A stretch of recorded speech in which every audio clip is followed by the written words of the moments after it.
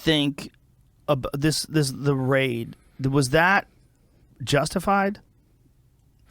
Well, I'll caveat this by saying it's speculation because I haven't seen the affidavit. No, not many people have. So, but then I'll start by saying it's yet another self-inflicted wound by Trump, right? He didn't need to end up like that. The departure from the White House was fairly chaotic, as you can imagine, right? That's just the nature of what they were doing. There wasn't the level of organization. It wasn't a very buttoned-up administration, right? And it was in part because they had a lot of churn in personnel and all this. But you can argue that every administration has some back and forth with the National Archives over what is and isn't presidential record, what they can keep as their own personal material, and what has to be held by the government. Why would they keep it? Like, what would be a reason? Well, I mean, if they consider it personal correspondence, or they consider it, information that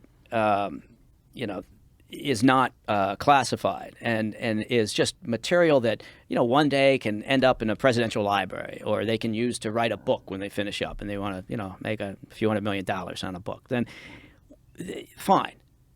But there's always typically some back and forth that goes on about, okay, what is and what isn't and what can be kept. But that requires a process, right? And that requires there's protocols involved for saying what you can take with you, right? But you can. And so if they had done that, if they'd done the right thing, they wouldn't have ended up in this situation. And what they did was once again, Trump is able to suck all the oxygen out of the room, right? And it's one of those things that I think was just unnecessary. Was the raid justified? I don't know, because I don't know what the specific documents were that they really had a Jones about. They were been negotiating this for some time, right? They'd been talking to them and going back and forth, and they discussed what they had and how is it stored and all the rest of it. And they'd gotten 15 or so boxes earlier. Why they didn't just do that all in one effort and say, okay, we have more documents. Maybe it was taking the archives a while to understand what was and wasn't in the materials that were returned, or was. So I don't know. Do you have suspicions that it was a political maneuver? That the design was to cast more bad light on Trump and eliminate him from the 2024 elections, or try to figure out a way to diminish his appeal? Yeah, I mean, I think there politics in the sense that there are a lot of folks up on Capitol Hill who took delight in it, right, and found it to be a really good piece of entertainment.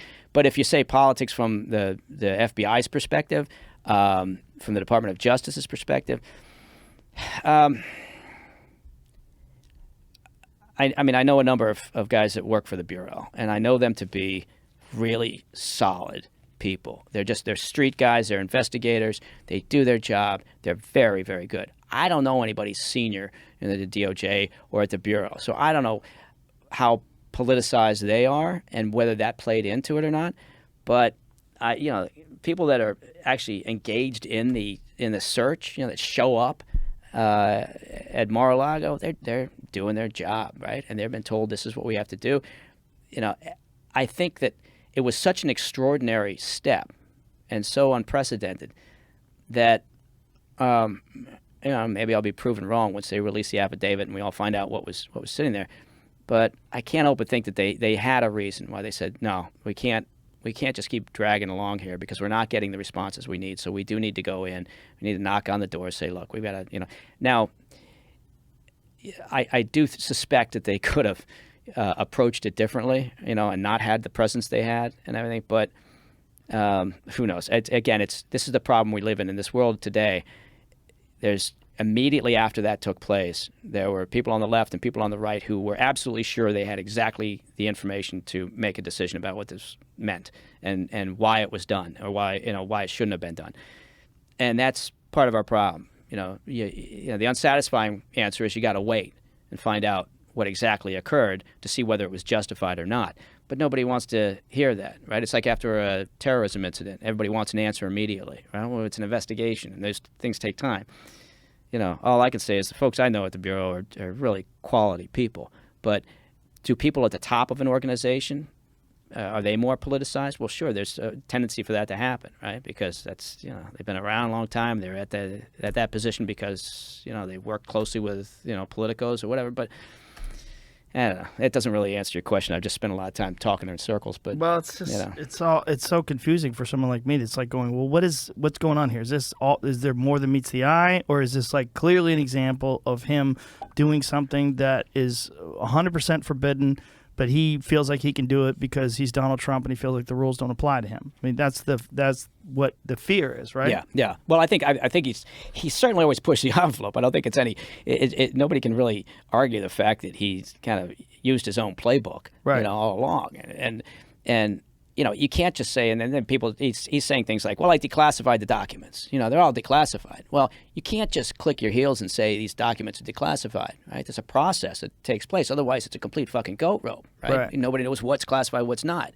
You know, you can't just, in your presidential head, say, okay, I'm declassifying everything related to, you know, whatever this was. Does a president have the ability to declassify things? Sure, unilaterally. Yeah, unilaterally. So he could declassify documents and then conceivably store these documents. Yeah, but there's a process for that, right? I mean, did he not go through the process?